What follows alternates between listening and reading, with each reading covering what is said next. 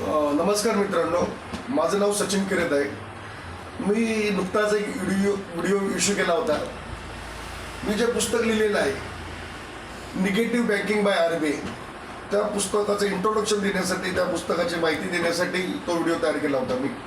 आता मात्र मी जो व्हिडिओ तयार करतोय तो महाराष्ट्राच्या राजकारणासंदर्भात आहे की महाराष्ट्राचा पुरोगामी महाराष्ट्र, फुले शाहू आंबेडकरांचा महाराष्ट्र म्हणून अख्ख्या जगामध्ये ओळखणाऱ्या महाराष्ट्राच्या या राजकारणामध्ये हे सध्या काय चाललेलं आहे, what hell is happening in Maharashtra's politics, हा या व्हिडिओचा विषय. तर विषय असा आहे की इथे जे मी माझं मत व्यक्त करतोय तो भारत देशाचा एक नागरिक, एक मतदार, महाराष्ट्राचा एक नागरिक, महाराष्ट्राचा एक मतदार, एक मराठी माणूस म्हणून मी हे माझं मत नोंदवतोय. मी कुठल्याही पक्षाला किंवा कुठल्याही पक्षाचं हे फेवरेटिझम म्हणा किंवा कुठल्याही पक्षाला मी हे करत नाही. परंतु सध्या महाराष्ट्राच्या एक पुरोगामी महाराष्ट्राच्या राजकारणामध्ये जे काही चाललेलं आहे हे निश्चितच चिंताजनक आहे की सत्तेसाठी काही पण, हे जे आजच्या राजकारणाचे जे सूत्र चाललेलं आहे आणि राजकारणामध्ये जे मी एक वैचारिक शक्ती म्हणा, अध्यात्म म्हणा, हे विषय राजकारणामध्ये नसतात हे मला माहीत आहे. परंतु राजकारणामध्ये काहीतरी तारतम्य बाळगूनच राजकारण करावं लागतं. जॉर्ज बर्नार्ड शॉ एक महान नाटककार की ज्यांची तुलना शेक्सपियरशी होते, ते म्हणतात everything is fair in love and war. माझं एक पुस्तक आहे, त्या पुस्तक मी लिहिलेलं आहे everything is not fair in love, war and politics.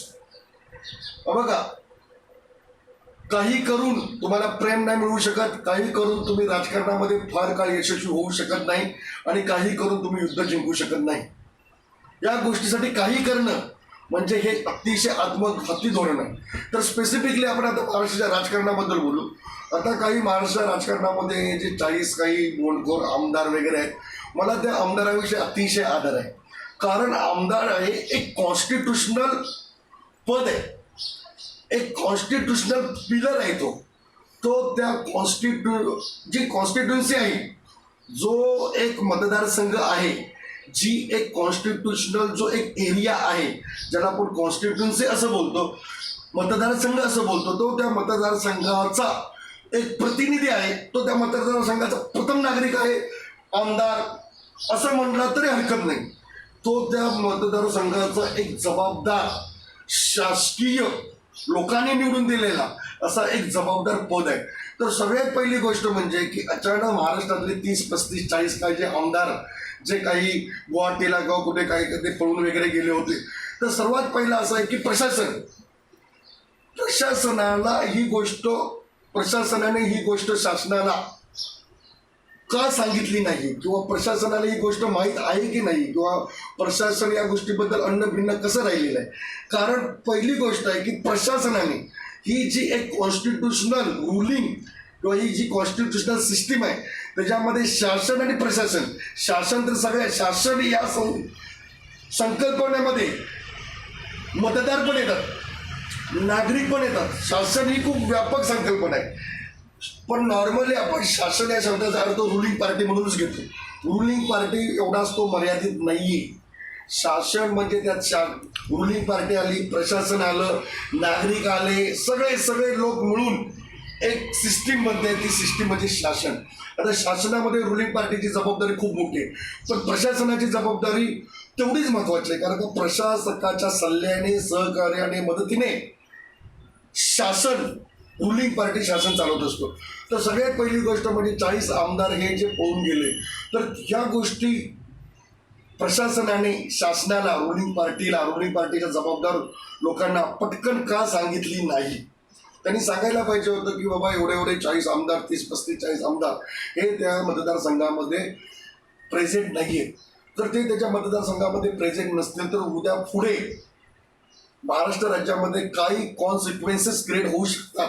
Maharashtra सरकारमध्ये डेली ॲडमिनिस्ट्रेशनमध्ये म्हणा किंवा पॉलिटिकली म्हणा किंवा पॉलिटिकल सिनेरोमध्ये काय इफेक्ट होऊ शकतो कारण कसं आहे माहिती आहे का, महाराष्ट्र हे एक देश पातळीवरचं सर्वात मोठं राज्य आहे.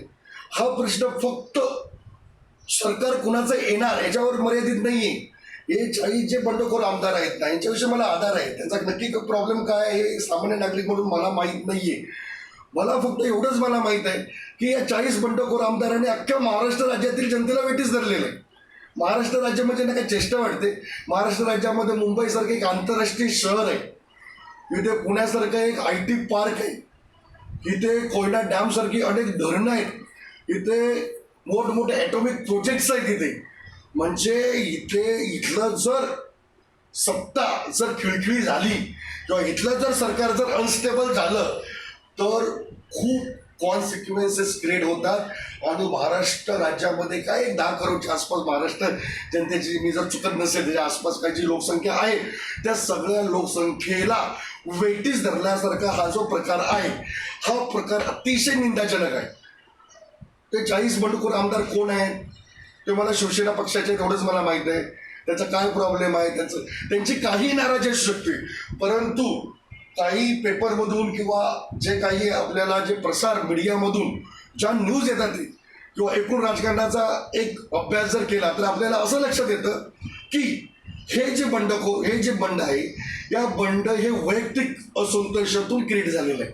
मग मला एक समजत नाही, मुख्यमंत्री आदरणीय उद्धवसाहेब ठाकरे हे एवढे काही वाईट मंत्री नाही आहेत, मुख्यमंत्री नाहीत, ते एक चांगले मुख्यमंत्री आहेत.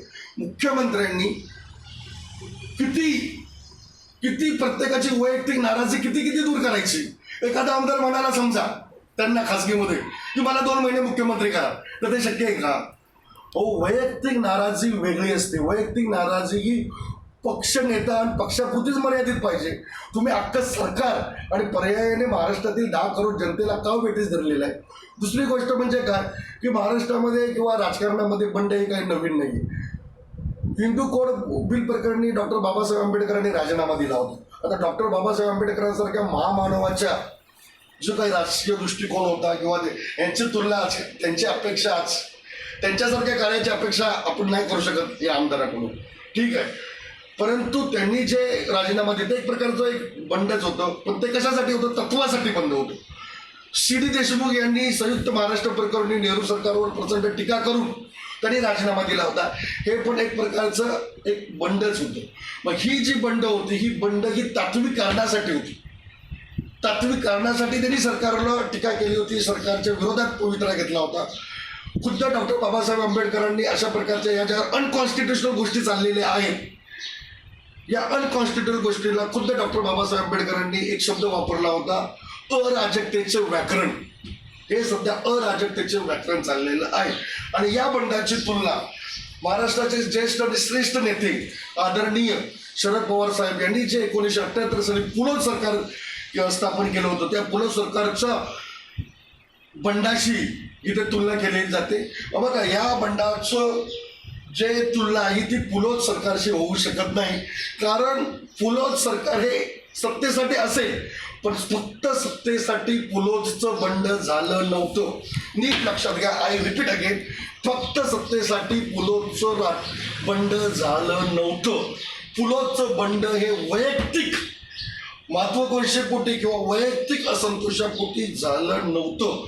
पुलोदच्या बंडाला तसं बघायला गेला तर यशवंतराव चव्हाण यांचा सुद्धा समर्थन होतं. सगळ्यांना विचारात घेऊनच ते हे झालेलं आहे. आणि ते तसं बघायला गेलं तर एका विचारासाठी होतं की इंदिरा गांधी यांच्या एकाधिकारीशाही राजकारणाला श देण्यासाठी पुलोदचं बंड झालं. पुलोदच्या बंडाचं नेमकं ते कारण आहे. काही लोक बोलते की शरद पवार यांना मुख्यमंत्री बनायचं होतं म्हणून त्यांनी बंड केलं. ते तर मुख्यमंत्री बनणारच होते. पवार साहेब आहे नाही मुख्यमंत्री बनणारच होते, कारण का त्यांचं कॅलिबरच तेवढं आहे. त्यासाठी त्यांना त्यावेळी बंड करायची गरज नव्हती. त्यावेळी गोविंद तळवळकर यांनी महाराष्ट्र टाइम्समध्ये, मी जर चुकत नसेल, त्यांनी एक लेख लिहिला होता की हे राज्य बुडावं किंवा हे सरकार जावं ही स्त्रीची इच्छा आहे. हे गोविंद तळवळकर ज्येष्ठ पत्रकार यांनी लिहिलेला लेख होता. आणि त्या लेखातून शरद पवार यांना जो काही योग्य सिग्नल पाहिजे होता तो योग्य सिग्नल भेटला होता. इथे ही स्त्रीची इच्छा आहे, याचा अर्थ यशवंतराव चव्हाण यांची इच्छा आहे किंवा राजकारणामधले जे श्रेष्ठ व्यक्ती, जबाबदार व्यक्तिमत्व आहे की ते जबाबदारीने राजकारण करतात. आणि जबाबदार व्यक्तिमत्व जे आहे ते राजकारण फक्त कशासाठी करतात तर त्यांच्या राजकारणामध्ये ते जनतेला वेठीस धरत नाही. त्यांच्या राजकारणाचा जो एक पाया असतो तो हा नेहमी महाराष्ट्र सरकारचं, महाराष्ट्र जनतेचं भलं म्हणजे विधायक कामातून जे राजकारण साधलं जातं, त्यांच्या राजकारणाचा पिंड तसा असतो. त्या जबाबदार राजकारणी लोकांनाच असं वाटत होतं की पुलं सरकार पडावं. पुलं सरकारच्या वेळी खूप गोंधळ चालला होता. पुलं सरकारच्या वेळी कुठल्याही पक्षाला स्पष्ट बहुमत नव्हतं. इंदिरा काँग्रेसमध्ये जे नासेगाव तिरपुडे होते त्यांचं, ते उपमुख्यमंत्री होते त्यांचं, आणि शरद पवार यांचा जो पक्ष होता, वसंतदादा पाटील यांचा जो पक्ष होता, यांचं व्यवस्थित जमत नव्हतं. दैनंदिन प्रशासनामध्ये खूप गोंधळ होत होता. वसंतराव सरकारवर प्रचंड टीका होत होती. हे सरकार कसं चालतंय तर हे काठी टेकत टेकत लढत चालतंय, अशी वैयक्तिक टीका टिप्पणी आदरणीय मुख्यमंत्री वसंतदादा पाटील यांच्या सरकारवर होत होती. त्यामुळे ते सरकार नाईलाजास्तव पाडण्यात येऊन नवीन सरकार बनवण्यात येत होतं. माझ्या मते पुलंचं सरकार हे सत्तेसाठी थोडंफार असेलही, राजकारणामध्ये सत्ता हे अंतिम ध्येय असतंच, परंतु नुसतं सत्ता हे ध्येय होतं असं मानता येणार नाही. त्यावेळीची अराजकता, त्यावेळीची जी एक पॉलिटिकली जे कॉम्प्लिकेशन्स क्रिएट होतात, पॉलिटिकल एक मजबुरी क्रिएट होते, एक पॉलिटिकली ते करण्याशिवाय दुसरा कुठला पर्यायच उरत नाही, तशी परिस्थिती त्यावेळी राजकारणात उद्भवली होती. त्यामुळे पुलंचं बंड झालं होतं. आता हे जे आमदारांचं जे बंड आहे, त्या आमदारांविषयी मला आदर आहे, त्यांचं माझं काही वैयक्तिक काही प्रॉब्लेमच नाही, पण मला ते एक लोकप्रतिनिधी आहेत. मला एक असं एक त्यांना एक विनंती करावीशी वाटते की अशा प्रकारे त्यांनी न केले तर चांगलं आहे. त्यांचा काही प्रॉब्लेम असेल तर ते त्यांच्या पक्षांतर्गत सोडू शकतात, परंतु सरकार पाडणं, करोडो लोकांच्या टॅक्समधून हे सरकार चाललेलं असतं. करोडो लोकांच्या जीविताचे अनेक आवश्यक असे प्रश्न हे दैनंदिन प्रशासन होतंय कसं, या सगळ्या गोंधळामुळे दैनंदिन प्रशासन वरचा जो एक कंट्रोल पाहिजे सरकारचा, लोकनियुक्त प्रतिनिधीचा, आता लोकनियुक्त प्रतिनिधी कशात गुंतलेत, हे सगळे गेले 10 दिवस या सगळ्या राजकारणातच गुंतलेले आहेत ना. त्यामुळे दैनंदिन प्रशासनच्या महत्त्वाच्या गोष्टी आहेत, विकासाचं राजकारण, या सगळ्या गोष्टी या कोसदूर राहिलेल्या आहेत. तर महाराष्ट्रीय, आणि दुसरी गोष्ट म्हणजे काय, म्हणजे अनकॉन्स्टिट्युशनल आहे हे जे बंड आहे. ही काही नाराजी, ही वैयक्तिक नाराजी, ही नाराजी कुठल्या तत्वांसाठी नाही आहे. कारण का जे गेले काही वर्ष जे आदरणीय मुख्यमंत्री उद्धव ठाकरे साहेब हे जे सरकार चालवतात आहे, तर त्यांनी कुठलंही अवैचारिक किंवा वैचारिकदृष्ट्या न पटणारा असा त्यांनी कुठलाही निर्णय घेतलेला नाही. म्हणजे ते एक चांगले मुख्यमंत्री असं मानायला हरकत नाही आहे. तर मला असं सांगायचं की हे बरं जे आहे वैयक्तिक पातळीतून क्रिएट झालेलं आहे, वैयक्तिक महत्त्वाकांक्षेतून, वैयक्तिक असंतोषातून क्रिएट झालेलं आहे, असं प्राथमिक एक सामान्य नागरिक म्हणून मला दिसतं. कारण मी आतल्या गोटातला माणूस नाही, त्यामुळे नक्की बंडाचं कारण काय ते मला माहीत नाही. पण मीडियामधून आणि पेपरमधून किंवा एकूण जो माझा जो एक राजकीय माझा जो एक अभ्यास आहे, त्यातून मला एक स्वतःला असा एक निष्कर्ष काढावा लागतो की हे जे बंड आहे हे असंविधानिक बंड आहे. हे तसं बघायला गेलं तर सुप्रीम कोर्टामध्ये एक चांगला निष्णांत वकील असेल ना, तर तो एक निष्णांत वकील पाहिजे त्यासाठी अतिशय. तर तो हे जे बंड आहे किंवा ह्या ज्या ॲक्टिव्हिटी आहेत या अनलॉफुल आहेत, अनकॉन्स्टिट्युशनल आहेत, हे कधीही प्रूव्ह करू शकतो. ते प्रूव्ह करण्यासाठी बराच स्पेस आहे. आणि आता पुढे राजकारणात काय होईल सांगता येत नाही, सरकार पडेल की नाही हेही काही सांगता येत नाही, कारण का त्या सगळ्या अंतर्गत बाबी आहेत त्या. परंतु मला एवढं मात्र सांगायचं आहे की आमदारांनी वैयक्तिक महत्त्वाकांक्षेसाठी वैयक्तिक महत्त्वाकांक्षा बाळगू नये असं माझं म्हणणं नाही, पण वैयक्तिक महत्त्वाकांक्षेसाठी हीन पातळीवरचं राजकारण करू नये आणि संपूर्ण महाराष्ट्र सरकारला आणि महाराष्ट्र पर्यायाने महाराष्ट्र जनतेला, कारण सरकार हे महाराष्ट्र जनतेला अकाउंटेबिलिटी आहे सरकारची, तर